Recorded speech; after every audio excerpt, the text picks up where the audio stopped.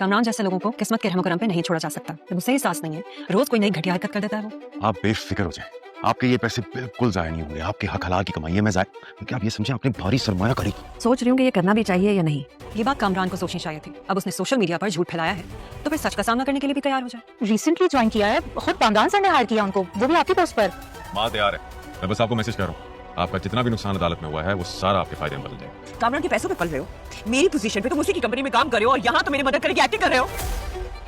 एक तो हमें महंगाई ने परेशान किया हुआ है, दूसरा हमें इस रोहित ने परेशान किया हुआ है। किसी भी तरह से गवाही देने के लिए तैयार हो ही नहीं रहा कामरान के खिलाफ। मनीषा ने बहुत कोशिश करके देख लिया, लेकिन हर बार बेचारी नाकाम हो जाती है, क्योंकि रोहित जो है वो एक ही जिद पे अड़ा हुआ है कि वो कामरान के खिलाफ गवाही नहीं दे सकता। दूसरी जानब सहर अली से लड़ती है, क्योंकि सहर को पता चलता है कि अली कामरान के ऑफिस में काम कर रहा है। वो सहर अली की काफ़ी इंसल्ट करती है कि तुम एक तरफ मेरी मदद कर रहे हो, दूसरी जानब उसके टुकड़ों पे पल रहे हो। होप्स हो कि अली इसको एक्सप्लेन करेगा कि बीबी मैं तुम्हारी ही वजह से वहाँ पे काम कर रहा हूँ, अपनी अच्छी खासी नौकरी छोड़ के।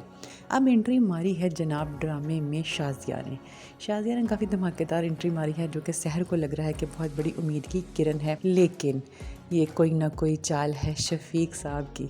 मुझे लगता है ये शफीक साहब की कोई ना कोई चाल। उन्होंने ड्रामा खेला है किसी न किसी तरह से सहर को नए जाल में फंसाने का, क्योंकि शाजिया का इस तरह से अचानक से एंटर होना बगैर किसी वजह के मुझे समझ में नहीं आता। लेकिन देखते हैं, लेट्स सी क्या होता है। रोहित कामरान पे काफ़ी गुस्सा होता है, उसे कहता है कि जाओ यार यहाँ से जाओ, मुझे अकेला छोड़ दो। किरण बेचारी अलग से परेशान है, लेकिन किरण अल्लाह जाने क्यों परेशान है। हालांकि उसको पता है कि कामरान ने ये सब किया है, उसके बावजूद वो खुद को झूठियाँ तसल्लियाँ दे रही है। शायद इसलिए कि वो नहीं चाहती कि कामरान से अलग हो, और अपनी बेटी की वजह से चाहती है कि ये रिश्ता जुड़ा रहे। आई थिंक सो, इसलिए वो यही चाहती है। लेकिन अली साहब अपनी इस पूरी कोशिश में लगे हुए हैं कि कहीं ना कहीं से कोई क्लू मिल जाए कि कामरान को वो फंसा सके, लेकिन अभी तक अली को कोई क्लू नहीं मिलता।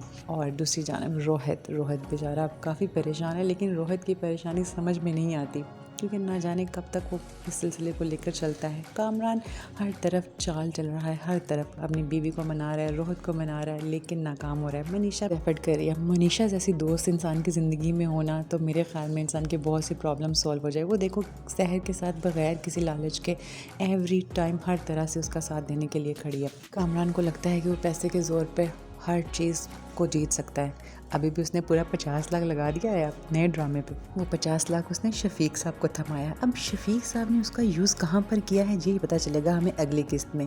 क्या शाजिया को एंटर किया है 50 लाख पे,